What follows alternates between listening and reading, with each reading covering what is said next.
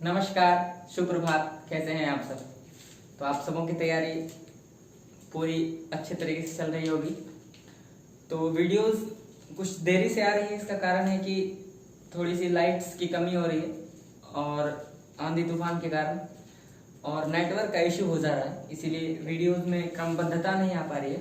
परंतु मैं पूरा प्रयास करता हूं कि आपके पास मैं प्रत्येक दिन 1 से 2 वीडियोस आपको ज़रूर दूं जो आपके रिवीजन में लाभकारी हो। तो आज हम JNU MA हिंदी का शॉर्ट पेपर डिस्कस कर रहे थे और हमने क्वेश्चन नंबर 1 से 35 तक सविस्तार वर्णन कर लिया था और आज हम 36वें प्रश्न से आगे बढ़ रहे हैं। और चलिए, प्रश्न है कि भरतेश्वर बाहुबली रास किसकी रचना है? जी हाँ, भरतेश्वर बाहुबली रास किसकी रचना है? और विकल्प दिए गए जिनधर्म सूरी, शालिभद्र सूरी, हेमचंद्र और विजय सेन। तो इसका सही उत्तर होगा जी हाँ, भरतेश्वर बाहुबली रास शालिभद्र सूरी की रचना है। अगर विजय सेन की रचनाओं की बात करें आप, तो इनकी रचनाओं में रेवंत गिरिरास, इनकी रचनाओं का नाम है रेवंत गिरिरास। हेमचंद्र का आप भली भांति जानते हैं शब्दानुशासन, शब्दानुशासन। और हेमचंद्र को आप जानते हैं कि प्राकृत का पाणिनि भी कहा जाता है, प्राकृत का पाणिनि कहा जाता है इनको, ठीक है।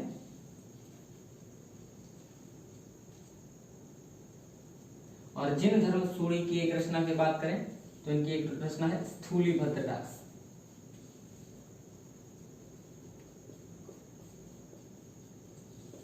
मित्र, आप सभी जानते हैं कि आदिकालीन साहित्य में विभिन्न प्रकार की साहित्यिक प्रवृत्तियां थी। एक तरफ जहां वीरता और रस प्रधान, श्रृंगार प्रधान साहित्यिक रचनाएं हो रही थी, दूसरी तरफ अमीर खुसरो पहेलियां मुकरियां लिख रहे थे। पृथ्वीराज रासो की एक तरफ चर्चा हो रही थी जो वीर गाथात्मक थी, तो दूसरी तरफ बिसलदेव रासो लिखा रहा था जो श्रृंगार परक था। तो एक तरफ वीर गाथा काव्य, फिर श्रृंगार परक काव्य था। एक तरफ ज्योतिरीश्वर ठाकुर जैसे गद्यकार वर्ण रत्नाकर लिख रहे थे। शिलांकित कृति की रचना हो रही थी जो आप जानते हैं राउरवेल की रचना है रोडा। तो आज हम इस प्रश्न की चर्चा हुई है तो हम आदिकालीन साहित्य की एक छोटी सी, जो हमारे पास जिसका खाका हम अपने दिमाग में ले लेंगे, तो हम चर्चा कर लेते हैं आदिकालीन साहित्य की।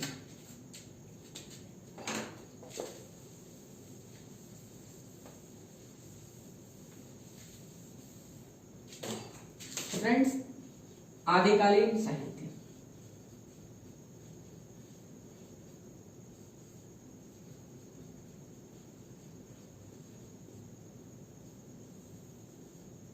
तो आदिकालीन साहित्य में आप सभी जानते हैं कि सर्व प्रमुख जो काव्य रासो काव्यों की प्रधानता है, इसमें रासो काव्य की इसमें प्रधानता है और वीर व श्रृंगार पर रचनाएं हो रही थी।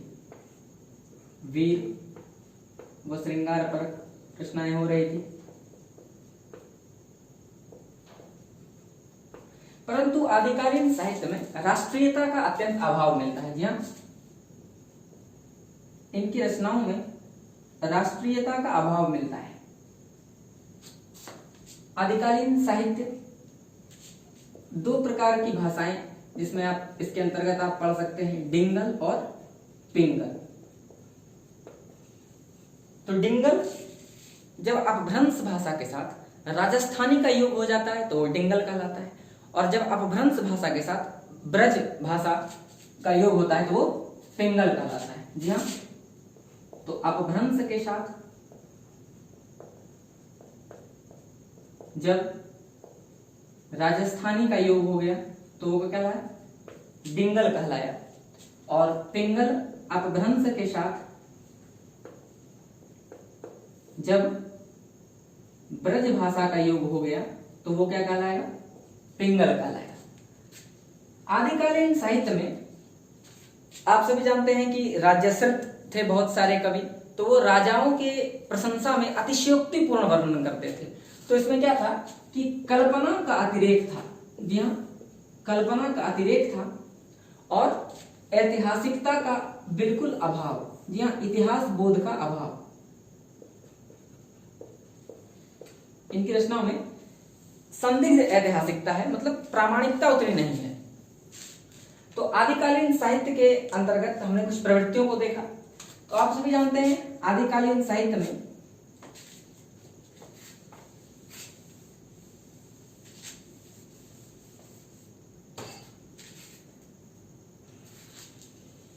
सबसे प्रमुख रासो काव्य,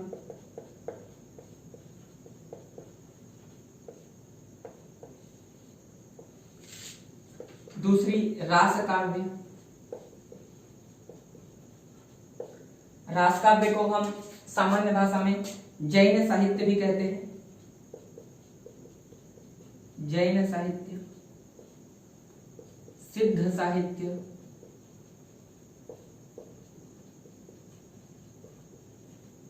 नाथ साहित्य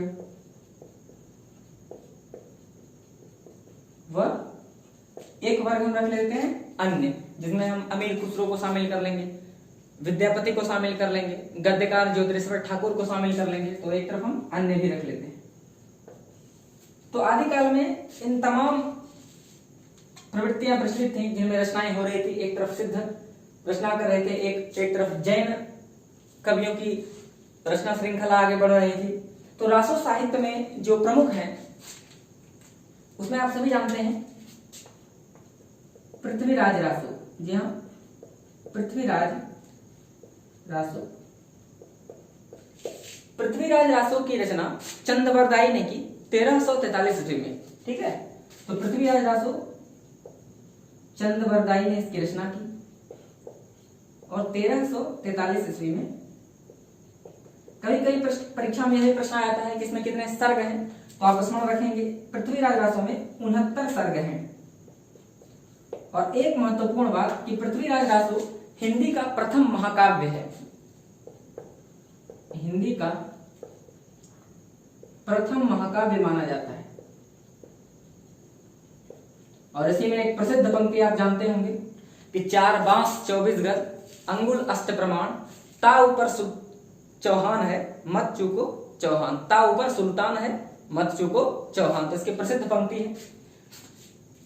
इसके बाद हम चर्चा करते हैं बिसल देव रासो। बिसल देव रासो। बिसल देव रासो नरपति नाल की कृति है। नरपति नाल। एक तरफ जहां पृथ्वीराज रासो वीर प्रधान रचना थी, वहीं नरपति नाल कृत बिसल देव रासो यह श्रृंगार प्रधान रचना है। यह श्रृंगार प्रधान रचना है। और तीसरी महत्वपूर्ण रचना रासो साहित्य में जगनिक कृत परमाल रासो। परमाल रासो जगनिक। और इसी में एक प्रसिद्ध पंक्ति है कि 12 बरस लो कुकर जीवे अरु 13 लो जिए सिंगार।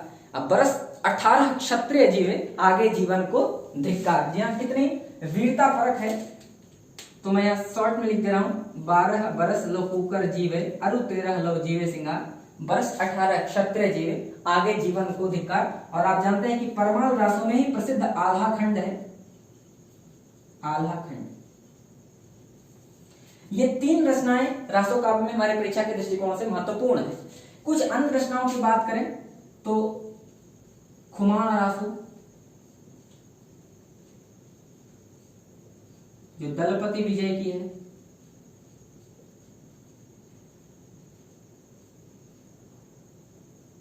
हमीर रासो जो सारंगधर की रचना है, और भी रचनाएं, परंतु ये 3 रचनाएं हमारी परीक्षा के दृष्टिकोण से महत्वपूर्ण है। तो चलिए आप चलते हैं जैन साहित्य में। देखिए जैन साहित्य में प्रमुख जो कवि हैं उसमें स्वयंभू, जिनका नाम सर्वोपरि है। स्वयंभू के बारे में अगर चर्चा कर लें तो स्वयंभू की सबसे प्रसिद्ध रचना पौमचर्यु, जो कि एक राम कथा भी है। और इसी कृति के कारण इनको अपभ्रंश का वाल्मीकि भी कहा जाता है। पौमचर्यु इनकी कृति है। रिट्ठणेमिचर्यु, रिट्ठणेमिचर्यु स्वयंभू छंद। और स्वयंभू को अपभ्रंश का वाल्मीकि और अपभ्रंश का कालिदास कहा जाता है। जी हाँ, आप स्मरण रखेंगे, अपभ्रंश का वाल्मीकि और अपभ्रंश का कालिदास भी कहा जाता है। एक महत्वपूर्ण बात और स्वयंभू के बारे में कि इनको डॉक्टर राम कुमार वर्मा ने हिंदी का प्रथम कवि माना है। जी हाँ, डॉक्टर राम कुमार वर्मा ने इनको हिंदी का पहला कवि माना है। स्वयंभू के पश्चात आते हैं पुष्पदंत। जी हाँ, और पुष्पदंत की रचनाओं की अगर हम चर्चा करें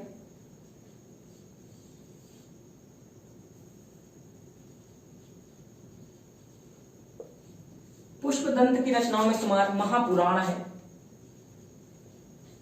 महापुराण, और महापुराण कृष्ण कथा है। जी हाँ, कृष्ण कथा है। और इसी महापुराण की रचना के कारण इनको अपभ्रंश का वेद व्यास भी कहा जाता है। जी हाँ, आप स्मरण रखेंगे, अपभ्रंश का वेद व्यास और अपभ्रंश का भवभूति भी कहते हैं इनको, अपभ्रंश का भवभूति। पुष्पदंत को डॉक्टर शिव सिंह सेंगर ने हिंदी का प्रथम कवि माना है। शिव सिंह सेंगर ने हिंदी का पहला कवि माना है।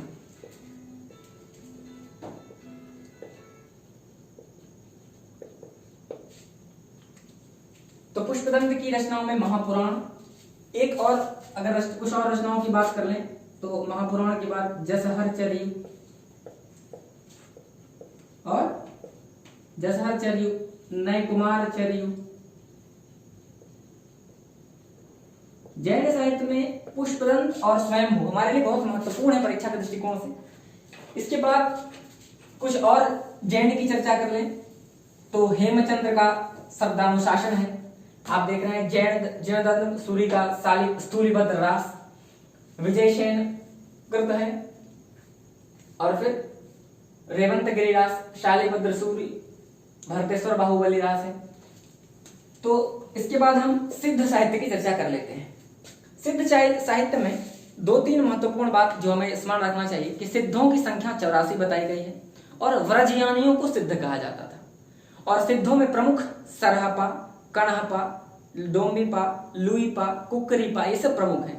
और सरहपात की रचना दोहा कोश है और सबरपा की रचना है चर्यापद। तो आप स्मरण रखेंगे दो बात, पहला सिद्धों की संख्या 84 है जो राहुल सांकृत्यायन जी ने बताया है, और व्रजयानियों को ही सिद्ध कहा जाता था, और सिद्धों के अंत में पा लगा होता था, और यह एक आदर सूचक शब्द था, खंड था। ठीक है, फिर नाथ के बारे में अगर आप चर्चा करना चाहें तो नाथों की संख्या थी 9 और सिद्धों की संख्या बताई गई है 84।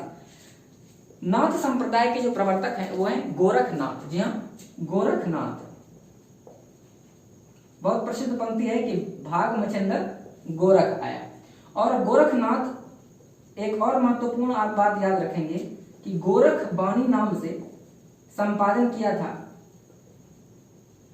पीताम्बर दत्त बड़थवाल जी ने, गोरख बानी का संपादन किया। कभी कभी परीक्षा में यह भी प्रश्न आ जाता है। तो डॉक्टर पीताम्बर दत्त बड़थवाल ने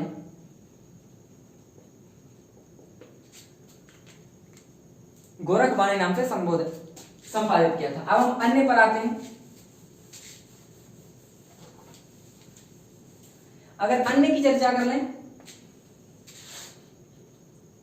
तो अन्य में सबसे पहले आते हैं अमीर खुसरो। और अमीर खुसरो के बारे में आप एक दो महत्वपूर्ण बात जो अवश्य ध्यान रखें कि ये खड़ी बोली हिंदी के पहले कवि माने जाते हैं। खड़ी बोली हिंदी के प्रथम कवि माने जाते हैं।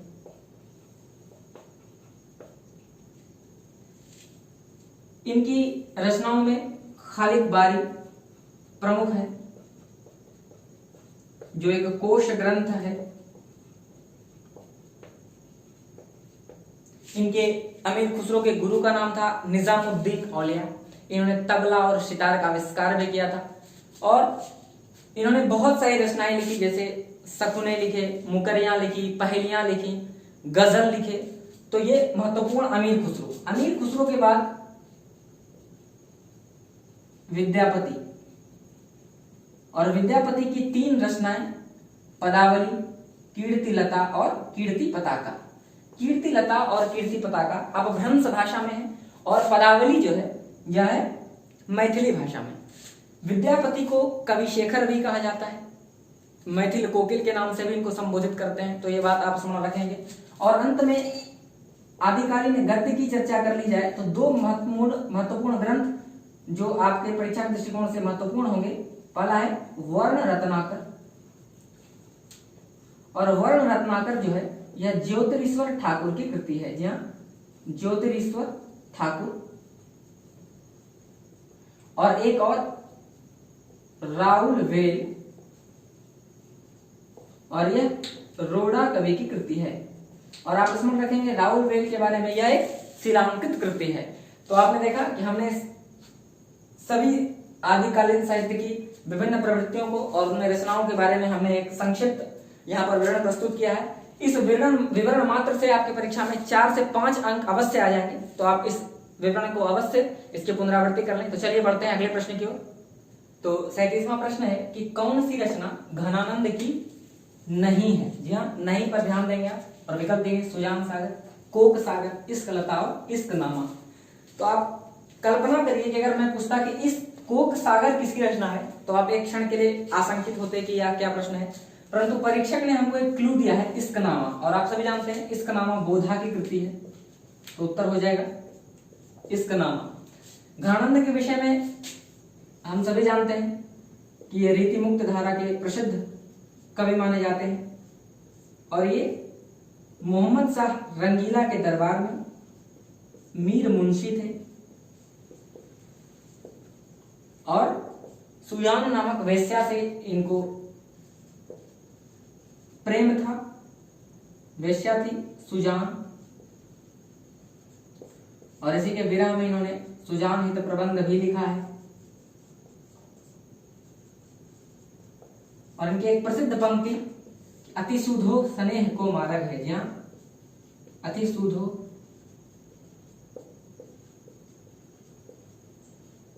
स्नेह को मारग है। चलिए बढ़ते हैं अगले प्रश्न की ओर।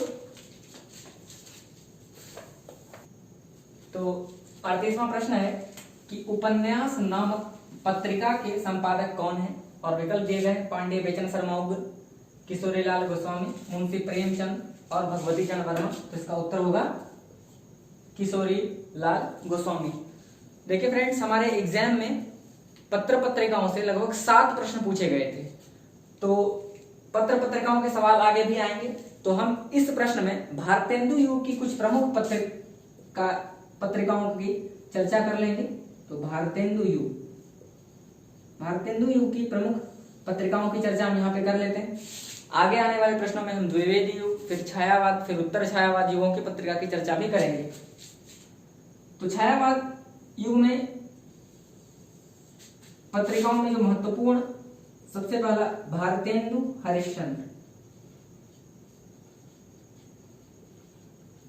और भारतेंदु हरिश्चंद्र की 3 पत्रिका, जिसका स्मरण हम अवश्य रखेंगे, कवि वचन सुधा,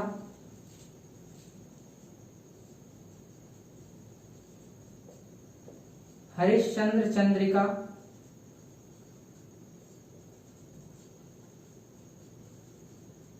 और हरिश्चंद्र मैगजीन।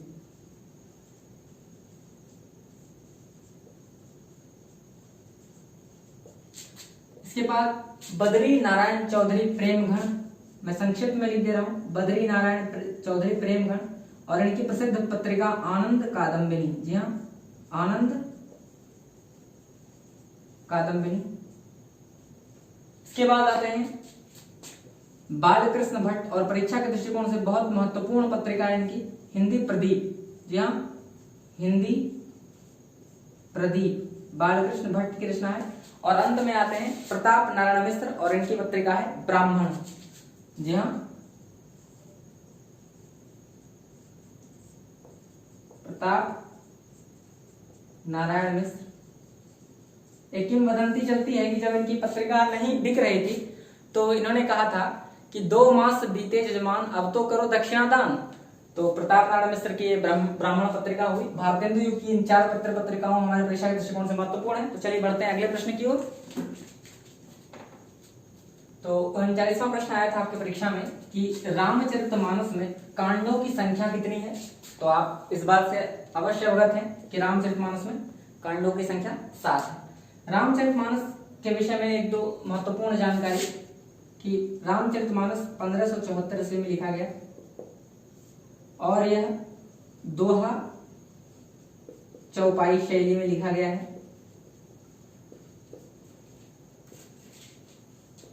और इसकी भाषा अवधी है और इसमें 7 कांड है जो आपके परीक्षा में पूछ लिया गया है। तो आप यहां से प्रश्न आने की संभावना बनती है। 7 कांडों की चर्चा अगर हम यहां कर लें तो बालकांड,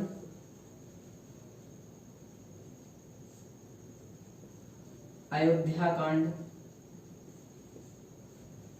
अरण्य कांड,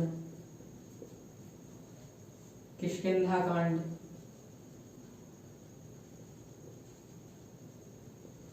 सुंदर कांड, लंका कांड और उत्तर कांड। और कई प्रश्न आता है तो उत्तर कांड में ही आप स्मरण रखेंगे कलयुग की चर्चा की गई है। और रामचरितमानस लिखा था गोस्वामी तुलसीदास जी ने। और गोस्वामी तुलसीदास की कुल 12 रचनाएं आचार्य रामचंद्र शुक्ल ने मानी है, 5 बड़े और 7 छोटे। 5 बड़े रचनाओं में रामचरितमानस, विनय पत्रिका, कवितावली, दोहावली और गीतावली शामिल है। और 7 छोटे में रामलला नहचु, रामाज्ञा प्रश्नावली, बरवय रामायण, वैराग्य संदीपनी और कृष्ण गीतावली, जानकी मंगल और पार्वती मंगल है। तो आप इस बात का स्मरण अवश्य रखेंगे। तो चलिए बढ़ते हैं अगले प्रश्न की ओर। 40वां प्रश्न है कि कौन सी रचना पुष्पदंत की नहीं है। जी हाँ, प्रश्न पूछा गया है। अभी कुछ क्षण पहले ही हमने आदिकालीन साहित्य की विस्तार चर्चा की थी और इसमें परीक्षक ने आपको क्लू दिया है पौमचर्यु। जी हाँ, और पौमचर्यु किसकी रचना है? स्वयंभू की। तो पुष्पदंत के बारे में हमने अभी चर्चा की कि इनकी रचनाओं में महापुराण, जसहरचर्यु, नागकुमारचर्यु प्रसिद्ध हैं। इनको अपभ्रंश का वाल्मीकि,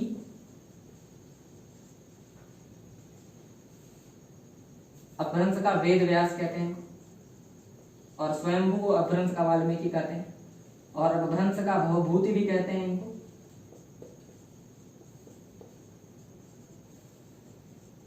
और शिव सिंह सेंगर ने इनको हिंदी का पहला कवि माना है। स्वयंभू के बारे में आपने जाना पौमचर्यु। एक छोटी सी चीज जो मैं यहाँ पर लिख दे रहा हूं, परीक्षा में आपको कंफ्यूजन ना हो, कि डॉक्टर राम कुमार वर्मा ने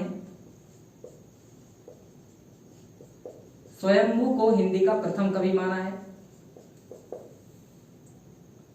डॉक्टर शिव सिंह सेंगर ने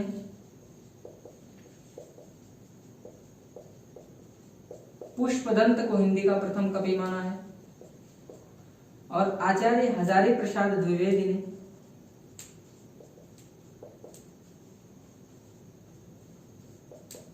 अब्दुल रहमान को हिंदी का प्रथम कवि माना है। तो परीक्षा में जिस प्रकार से प्रश्न आएंगे आप उसी प्रकार से अप्रोच अपना रखना है आपको। तो और इसकी चर्चा हम विस्तार पूर्वक पहले प्रश्न में कर चुके हैं। तो चलिए मित्र, आज के लिए इतना ही। आप कमेंट बॉक्स के माध्यम से मुझसे हमेशा जुड़े रहिए और आपके कमेंट को पढ़ के ही मैं आगे की रणनीति तय करता हूं। तो चलिए आज के लिए इतना ही। नमस्कार।